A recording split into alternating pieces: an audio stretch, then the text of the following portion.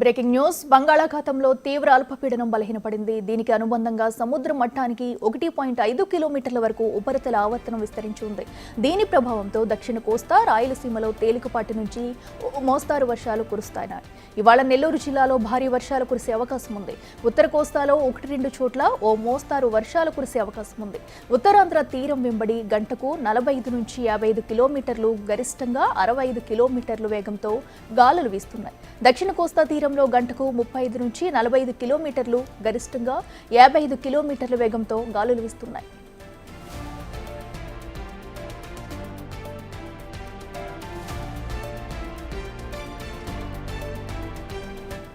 రానున్న 24 గంటల పాటు కోస్తా తీరంలో మత్స్యకారులు చేపల వేటకు వెళ్లరాదని అధికారులు హెచ్చరికలు జారీ చేశారు.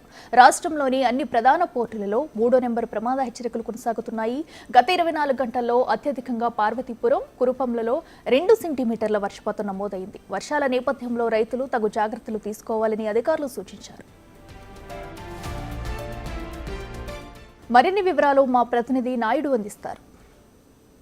బంగాళాఖాతంలో అల్పపీడనం బలహీన పడినప్పటికీ ఉపరితల ఆవర్తనం అయితే కొనసాగుతుంది. దీని ప్రభావంతో రానున్న 2 రోజుల పాటు మోస్తరు వర్షాలు ఉంటాయని ఇప్పటికే వాతావరణ శాఖ అధికారులు అయితే చెప్తున్న పరిస్థితి ఉన్నాం. ఇప్పటికే చూసుకొచ్చి విశాఖ సాగర్ తీరం అయితే ప్రస్తుతం మనం ఇక్కడ బీచ్లో ఉన్నాం. పూర్తిగా మొన్నటి వరకు అల్పపీడన ప్రభావంతో చాలా తీవ్ర స్థాయిలో సముద్రం ముందుకు వచ్చి అలలు ఒకసారిగా ఎగిసిపడ్డాయి. కానీ ఇప్పుడు ఒక తేలికపాటి వర్షాల ప్రభావంతో పూర్తిగా అల్పపీడనం బలహీన పడినప్పటికీ కూడా సముద్రం పరిస్థితి అయితే పెద్దగా ప్రభావం లేదని చెప్పాల్సి ఒక నార్మల్ స్థితిలో అయితే ఉన్న పరిస్థితి. ఏదైనట్టు కూడా దక్షిణ కోస్తా, రాయలసీమ వైపు మాత్రం ఒక మోస్తరు వర్షాలు కురిసే ఉంటాయని ఇప్పటికే వాతావరణ శాఖ అధికారులు అయితే చెప్తున్నారు. నెల్లూరులో మాత్రం భారీ స్థాయిలో వర్షాలు ఉంటాయని ఇప్పటికే వాతావరణ శాఖ హెచ్చరించడంతో అక్కడ ప్రజలు అప్రమత్తంగా ఉండాలని సూచించిన పరిస్థితి అయితే ఉంది. చూడొచ్చు అయితే గంటకు 35 నుంచి 55 కిలోమీటర్ల విండ్స్ గాలులు అయితే మాత్రం ఉంటాయి. ఈ నేపథ్యంలో మత్స్యకారులు కూడా ఈరోజు కూడా వేటకి వెళ్ళకపోవడమే మంచిదని వాళ్ళు ఆదేశాలు కూడా ఇవ్వడంతో పూర్తిగా అయితే హెచ్చరికలు జారీ చేసిన పరిస్థితి. ప్రస్తుతం విశాఖ తీరంలో చూసుకుంటే పూర్తిగా దీని సముద్ర ప్రభావం తగ్గినప్పుడు కూడా అలలు మాత్రం ఒకసారిగా ముందుకైతే సముద్రం వస్తున్న పరిస్థితి. మొన్నటి వరకు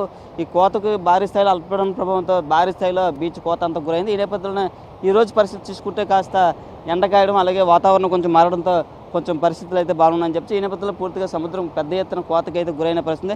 3 రోజుల పాటు వర్షాలు, మరోపక్క చలి గాలులతో తీవ్ర స్థాయిలో ప్రజలు అల్లాడిపోయారు. ఈ నేపథ్యంలో ఈరోజు చలిగాలులు తగ్గాయి, అలాగే వర్షాలు కూడా ఎక్కడ పడని పరిస్థితి అయితే ఉందని చెప్పచ్చు.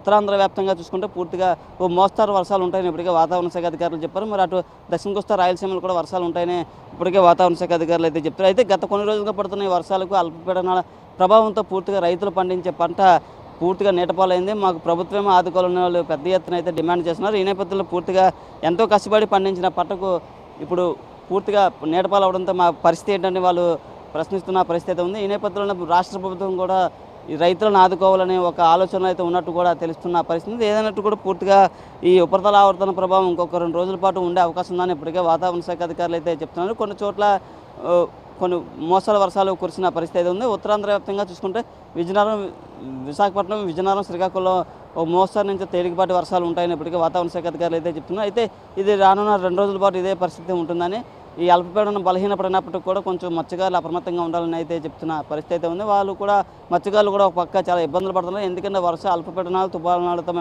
వేట జీవనం చాలా కష్టంగా ఉందని మమ్మల్ని ప్రభుత్వం కూడా ఆదుకోవాలని, రైతులకు ఏ విధంగా పంట నష్టపరిహారం ఇస్తే మాకు అదే విధంగా పరిహారం ఇవ్వాలని వాళ్ళు కూడా ఒక పక్క డిమాండ్ చేస్తున్న పరిస్థితి అయితే ఉంది.